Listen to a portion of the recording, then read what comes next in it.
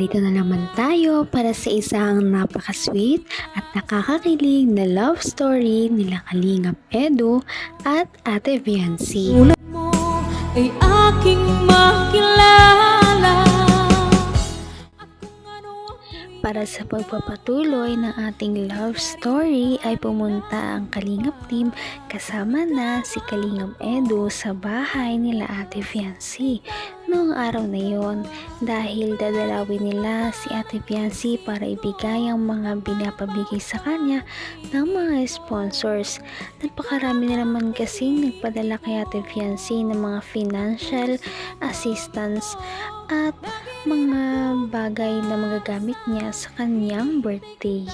Nung pagpunta nga doon nila Kalingap Edu, grabe ang kanilang baha na dinaanan dahil marapit pala ito sa bahay nila Ate Viancy at ito ay nagkaroon talaga noon nung umulan dahil nga malapit sila sa dagat. Kaya naman nag-usap muna sila ng mga bagay-bagay dahil na-miss din naman nila ang isa't isa at ito ang kanilang pag-uusap. Mamaya na, paano muna, papagutom muna Tara ako. po muna tayo. Sige, sige. Ay, kumain kami kasi kay Kuya Bab. Kaya medyo busog-busugin pa ako. Di ko naman alam eh. Huwag kang mag-alala. Ubus yan ang mga kasama ko ng keyboards yan. Teka lang. Ano nga dito? Bakit parang mas gumaganda kaya yata ngayon? Ang sikreto mo Ang sikreto mo. Kaliptint lang po ay. Salamat po sa pambobola. Bola lang ba yun? Parang grabe ka naman. Kayo nga din po. Diyan ako di maniniwala.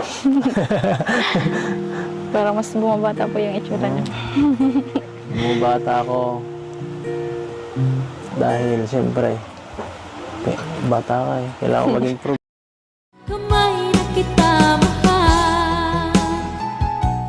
Na-miss nga talaga nila ang isa't isa dahil talagang nagbulahan na nga sila nung pagkita pa lamang nila.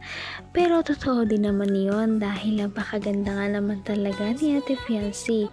Palagi na lamang siyang blooming kahit anong araw at kahit wala man siyang suot na makeup o meron.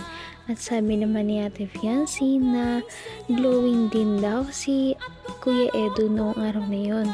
Siyempre, paano ba naman nakita niya na naman ang kanyang babaeng minamahal.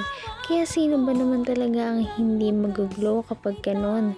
Grabe talaga ang chemistry ng dalawa kahit naman nag-uusap lang sila ng pang-ordinaryong araw ay talagang nakakakilig kaya naging trending na naman sila sa social media at nakakatuwa dahil nagpo-progress na ang kanilang relationship. Bata ka eh. Kailangan ko maging pro. Kailangan ko sumabay. Ay, pero bagay sa'yo. Natututo ka na. Nagdadalaga ka na. Ang bihira ka talaga. Ang bilis mo talaga. Ang bilis mo. Okay yan. So, excited ka na ba sa birthday mo? Huwag kang mag-alala, sasamahan naman kita doon eh. Kung kinakabahan ka, doon naman ako katabi mo. Aalalayan kita. Saka isurpresa ako sa'yo.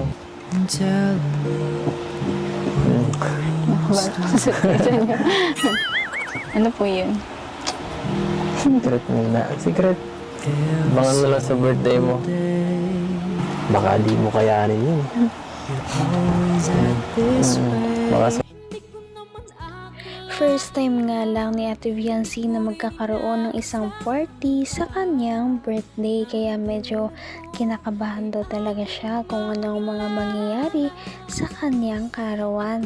Ngunit sabi ni Kalingap Edu na huwag siyang mag-alala dahil nandun naman daw ang kanyang mga minamahal sa buhay lalong-lalo na si Kalingap Edu para pagaanin ang kanyang loob at pakalmahin siya. At dahil birthday niya naman yon, siya naman ang bida sa araw na yon, kaya't walang problema kung ano man ang kanyang mga gagawin. Nakakatuwa dahil dati na labandera lamang si Ate Fiancy, ngayon ay makakaranas na siya ng isang birthday party na sobrang engrande. Kahit hindi pa man din ito ang kanyang debut o 18th birthday, sobrang bumaha na talaga ng mga sponsors at mga pahanda sa kanyang birthday. Baka sobrang tuwa mo. Mapa-oo ka. Joke lang.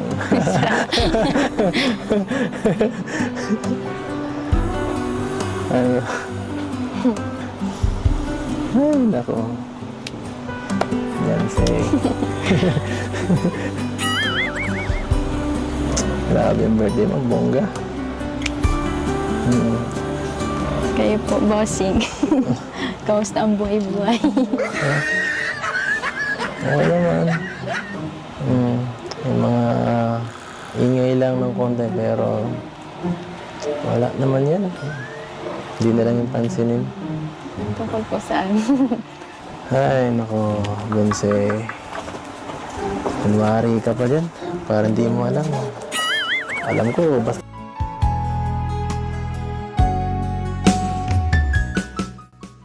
Biniro pa nga ni Kalingap Edu si Ate Fiancy na baka sa sobrang tuwa niya o sobrang kaba sa kanyang birthday party, bigla siyang mapa-oo kay Kalingap Edu. Kaya natawa na lamang si Ate Fiancy sa kanyang mga narinig. Nakakatuwa din dahil talagang nilook forward ni Kalingap Edu ang birthday ni Ate Fiancy. Lahat nga excited na kung ano ba talaga ang mangyayari at mga pasabog ng Kalingap team sa darating na birthday ni Ate Fiancy.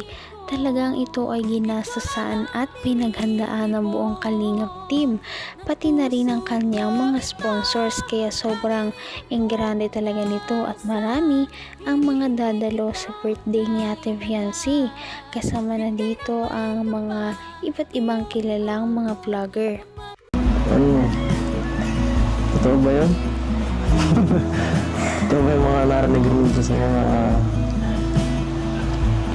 fans yan? Ay, nako. Hindi ko makasalita. Kaya pa na po ulit. Change topic po. Bakit? Iniisip mo ba yun? Na-stress ka ba sa mga nakikita mo? Nababasa sa'yo? Hindi po. Galit ka ba sa akin? Galit na galit? Hindi po. Ano pala? May tiwala naman po ako sa inyo. Kaya ako sa'yo eh. Baka talaga. Baka talaga. Hindi ka rin nag-alinlangan pa. Ikaw at ako. Naku, ano kaya yun? Sabi ni Kalingap Edu na meron daw usap-usapan na nagsiselos daw si Ate Fiancy. Ano kaya ang balitang yon?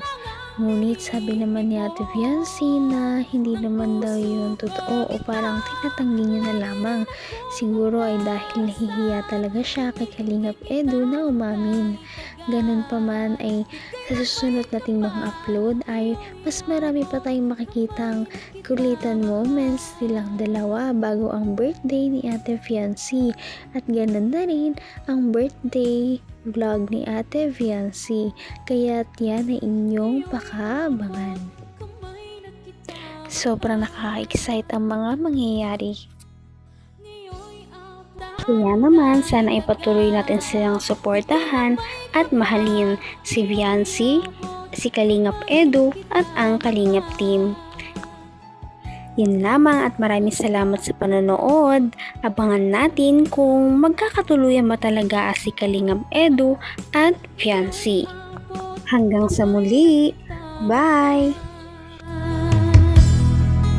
Ngayon'y abot kamay na kita. mahal